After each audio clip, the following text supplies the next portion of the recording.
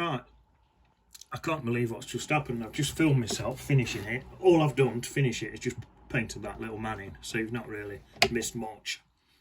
But my camera cut out, so I can't paint it again now because it's already in.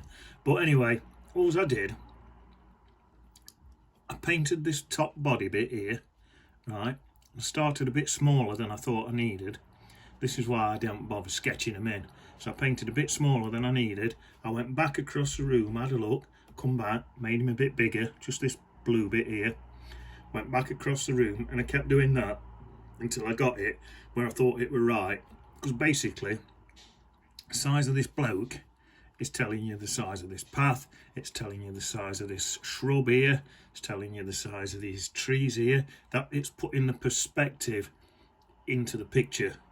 So it's sort of, I suppose, quite important that you get it roughly how you want it. I suppose there's no right or wrong. You can have these trees as big or as little as you want. So I've just guessed and put him in about that big. What else did I do? Oh, that was the thing. Quite often when I paint people, when I put the head on, I leave a little gap between the shoulders and the head.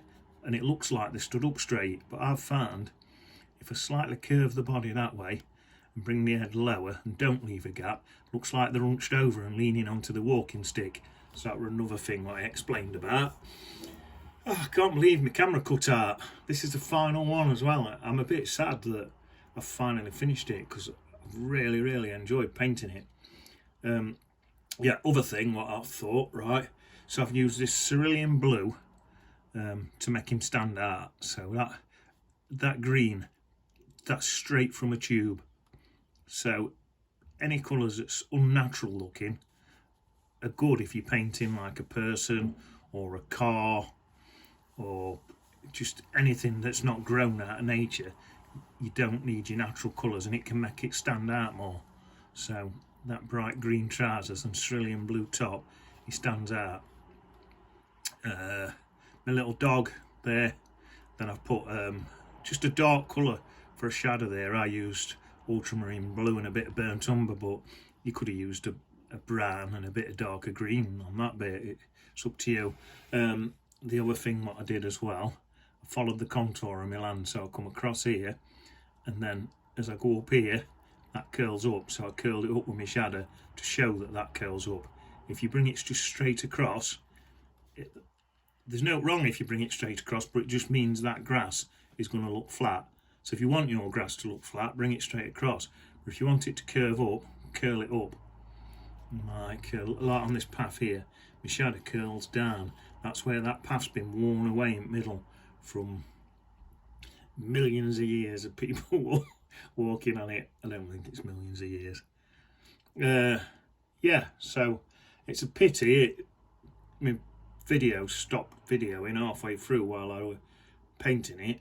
But having said that, I don't suppose it matters because I've sort of explained what I've done. The other thing as well, I do like if you've ever watched Frank Clark, he's a famous artist, used to paint on telly in the 90s and that. He taught me, I don't know him, he just taught me through watching his programme. Think of your people as a carrot, just paint like a carrot and put an head on it. And that's always helped me. Like the dog, when I painted the dog, I just did 3 little sticks for up the legs, then just put like a circular bit on top, and then a smaller one with some little ears on top. So I'm thinking, when I'm painting, a lot of the times I'm thinking as shapes rather than thinking of a dog.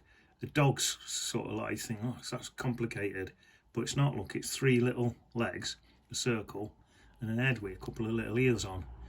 You can paint the tail on coming out the back there if you want. So you just don't think of it as a dog, you bloke. If you think of him as a carrot, he's the same shape as a carrot. So think of him as a cat. All you're looking at is the shape. You're not thinking of a bloke, you're thinking of a shape. A bit like that with this shrub here. It's just a shape. I don't have to think of it as a shrub. I can see from my reference photo that there's a shape of light colour there. So thinking shapes, that seems to help me. Anyway, probably waffled on enough now. But, yeah. Or just one thing I was thinking. This got no to do with painting, right? You know these people what live on boats, like say a narrowboat, for example, right? When they have a bath, when they pull the plug out, does the boat sink? I don't know. Sitting on the beach, innit?